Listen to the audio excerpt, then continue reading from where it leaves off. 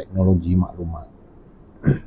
Jadi disebabkan kolej aku tidak menyediakan asrama, aku dan beberapa pelajar lain mengambil keputusan untuk menyewa rumah yang berdekatan dengan kolej. Jadi kami jumpalah satu rumah teres 2 tingkat yang agak selesa dan sesuai dengan bajet. Jadi rumah itu terletaklah di hujung jalan, berdekatan kawasan semak kecil yang tak dijaga.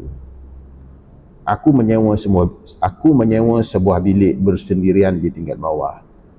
Manakala 3 lagi kawan aku iaitu Faiz, Amir dan Aziz masing-masing duduk di bilik atas.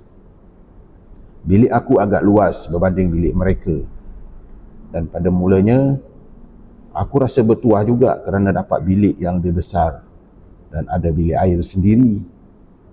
Tapi dari hari pertama lagi, aku memang dah perasan suasana dalam bilik itu seolah-olah ada sesuatu yang tak kena. Bila aku duduk sorang-sorang, aku macam rasa diperhatikan.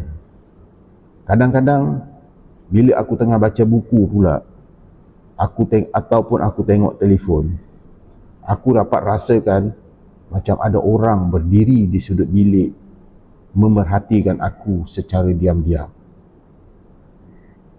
Pada mulanya aku cuba abaikan semua itu. Aku fikir mungkin sebab tempat baru, itu cuma perasaan aku saja yang bermain-main. Itulah kataku.